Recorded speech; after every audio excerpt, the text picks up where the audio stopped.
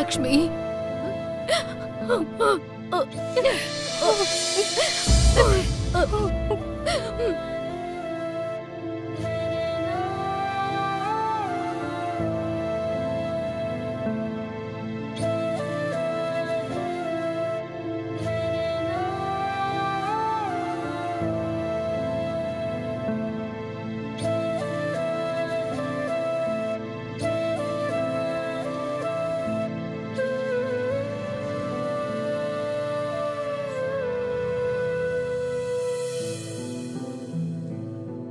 நீ இறந்து போயிட்டன்னு நினைச்சு நான் அழுகாத ராத்திரியே இல்ல.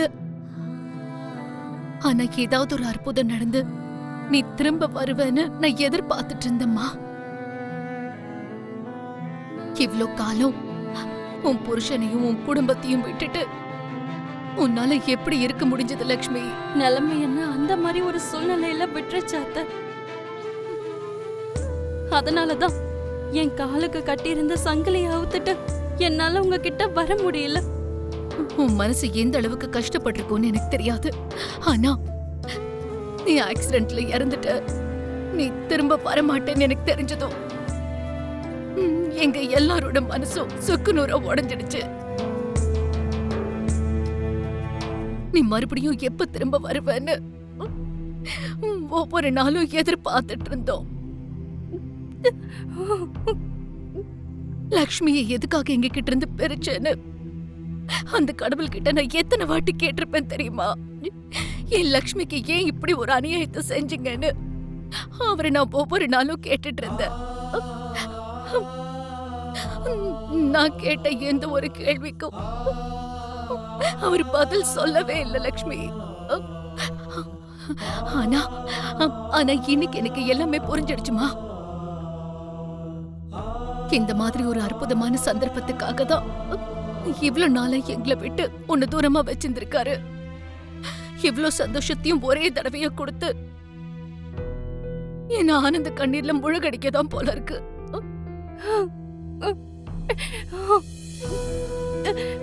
உன்னை எப்படி பார்க்கும்போது என்னோட மனசு சந்தோஷத்துல நிறைஞ்சு இருக்குமா.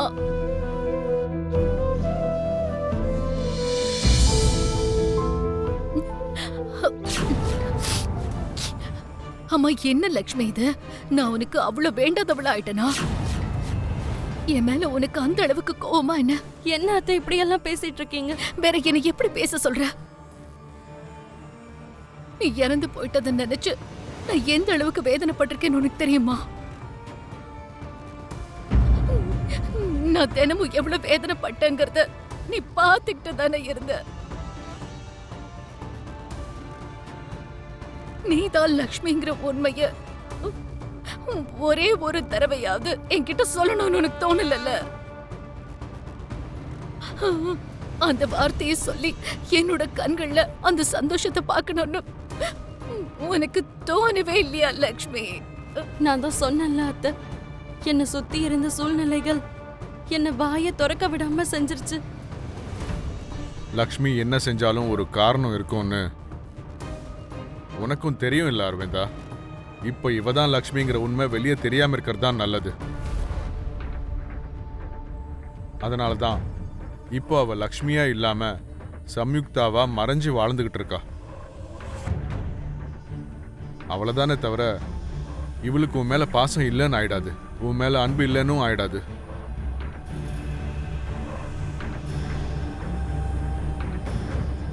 ஆனா அந்த ஆண்டவனுக்கு யார எப்போ சேர்க்கணும்னு ரொம்ப நல்லாவே தெரியும். அரவிந்தா, இவ்வளவு நாளா உங்களுக்குள்ள இந்த அளவுக்கு பிரிவை ஏற்படுத்தினதுக்கும் கண்டிப்பா ஏதோ ஒரு காரணம் இருக்கும்.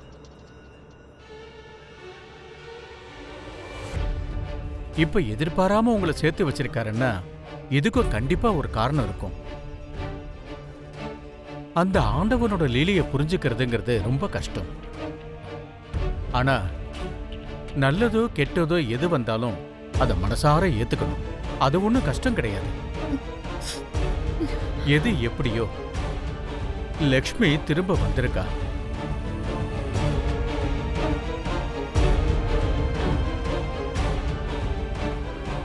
இதுக்கப்புறம் அவளை சந்தோஷமா பார்த்துக்க வேண்டிய கடமை உங்களோடது. லக்ஷ்மி, இதுக்கப்புறம் நீ எப்பவும் எங்களை விட்டு பிரியக்கூடாதுமா. என்னிலிருந்து உனக்கு எந்த ஒரு கஷ்டமும் வராம பாத்துக்க வேண்டியது எங்களோட பொறுப்பு. ஒரு வாட்டி உன்னை இழந்து நாங்க தப்பு செஞ்சிட்டோம். இந்த முறை நாங்க தப்பு செய்ய மாட்டோம். சரியா? அம்மா லக்ஷ்மி, இப்ப விரதத்தை ஆரம்பிச்சிடலாமா? சரிங்க ஜோசியரே. ஹலோ. டேய் ரமேஷ், உன்கிட்ட கொஞ்சம் பேசணும்டா.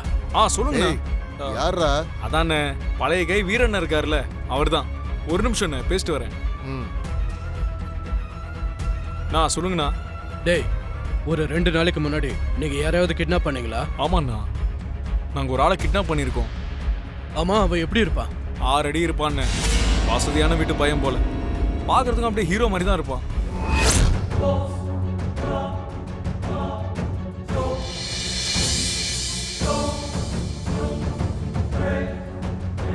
டேய், அந்த பையன் எனக்கு ரொம்ப வேண்டப்பட்டவன். அவனை எதுவும் பண்ணிடாதீங்க. அண்ணா, கூட இருக்கிறவங்கலாம் புது ஆளுங்கண்ணே. உனக்கு பார்க்கவும் ஏடா கூடமா தான் இருக்கானுங்க. இவங்க கிட்ட இருந்து தப்பிக்க வைக்கிறதுலாம் கொஞ்சம் கஷ்டம் தானே.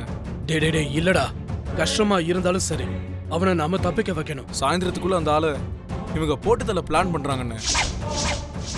இந்த ஆளை எது கூட்டின்னு வந்தாங்கன்னு இப்போ வரைக்கும் எனக்கு தெரியலண்ணே. டேய், நாம ஏதாவது செஞ்சாகணும். எப்படியாவது அவனை தப்பிக்க வச்சிடறா. உனக்கு வேண்டிய அளவுக்கு நான் பணம் தரேன். அண்ணே, உங்களுக்கு உதவி செஞ்சு நான் ரிஸ்க்ல மாட்ட மாட்டேன்ல.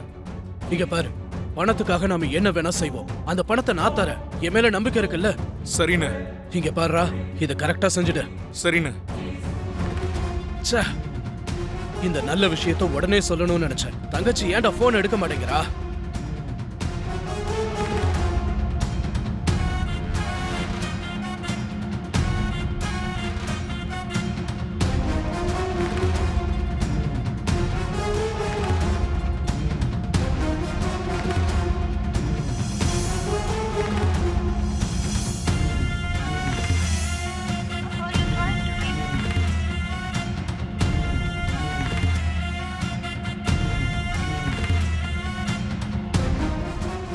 நல்லா இருமா.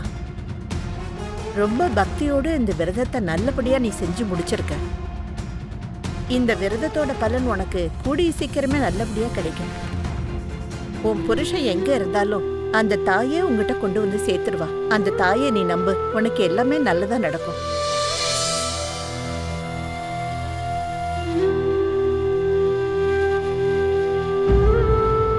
லக்ஷ்மி, மித்ராவை நீ காப்பாத்தணுங்கிறதுக்காக எவ்வளவு கஷ்டப்படுறேங்கிறது எனக்கு புரியுதுமா. மித்ராவோட உயிரை உன் உயிரை பணயமா வச்சு நீ காப்பாத்திக்கிட்டு இருக்க.